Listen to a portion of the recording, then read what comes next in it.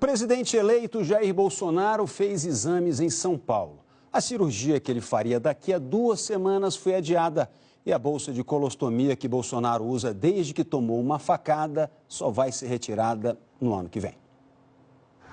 Eram quase 7 da manhã quando o comboio em que estava o presidente eleito Jair Bolsonaro saiu da Granja do Torto, em Brasília, em direção à base aérea. Por volta das 10 horas, o avião da Força Aérea Brasileira pousou no aeroporto de Congonhas, em São Paulo. De lá, o presidente eleito e sua comitiva seguiram direto para o Hospital Albert Einstein.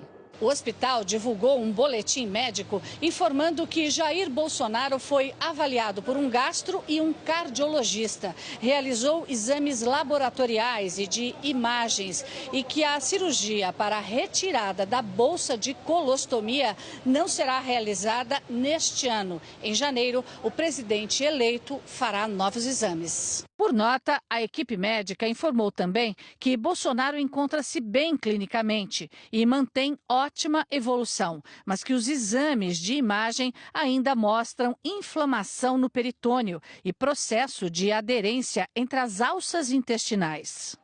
No dia 6 de setembro, quando fazia campanha em Juiz de Fora, Jair Bolsonaro sofreu um atentado. A faca atravessou o intestino grosso e provocou 3 perfurações no intestino delgado. Atingiu também ramos da artéria mesentérica e causou uma grande hemorragia interna. Ele passou por uma cirurgia de emergência.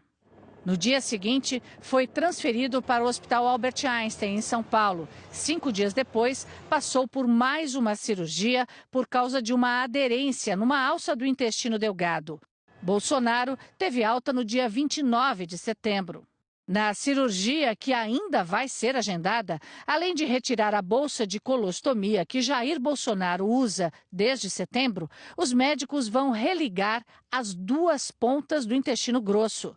Depois de 3 horas e meia no hospital, Jair Bolsonaro saiu por uma portaria lateral, sem dar entrevista. E no meio da tarde, a comitiva seguiu para o Rio de Janeiro. O presidente eleito encerra a semana e, aos poucos, a formação da equipe de ministros.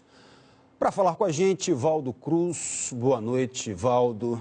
Sem dúvida nenhuma, um pouco de frustração do presidente eleito, né? Ele que se preparou muito para fazer essa cirurgia antes de tomar posse, no dia 1º de janeiro, chegou a apresentar as contas de campanha com antecedência, para fazer a diplomação com antecedência. E a frustração porque, no fundo, na frente ele vai ter que fazer essas cirurgias e 1 semana de internação normalmente, 2 semanas de recuperação, né? Exatamente. Boa noite, Júlio. Boa noite, assinantes. Realmente um pouco de frustração. Ele planejava fazer a cirurgia no dia 12 de dezembro e, inclusive, chegou a comentar que esperava concluir o seu ministério antes dessa cirurgia. E está praticamente concluído. De peso ainda, Júlio, eu estava vendo aqui, talvez falte o quê? Ministério do Meio Ambiente, o Ministério da Infraestrutura, que vai ser essa nova pasta que está sendo criado, e o Ministério de Minas e Energia. Nessa semana ele definiu ali, junto com o Paulo Guedes, o comando do Banco do Brasil, que vai ficar com Rubem Novaes, ali que também estudou com o Paulo Guedes na Universidade de Chicago, e também definiu o presidente da Caixa Econômica Federal, que é o Pedro Duarte Guimarães.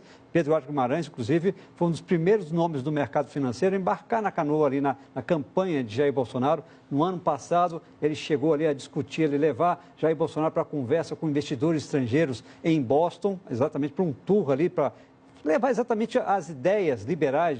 A gente lembra que Jair Bolsonaro não era muito liberal no passado, né, Júlio? Ele era mais nacionalista. Muito mais nacionalista. Mais corporativista. Mas ele acabou, depois que virou candidato, conversando com Paulo Guedes, ele aderiu a essa agenda liberal e a equipe de Paulo Guedes, que está sendo montada, praticamente montada a equipe de Paulo Guedes, é totalmente nessa linha liberal, exatamente, naquela linha menos Brasília, mais Brasil. Júlio.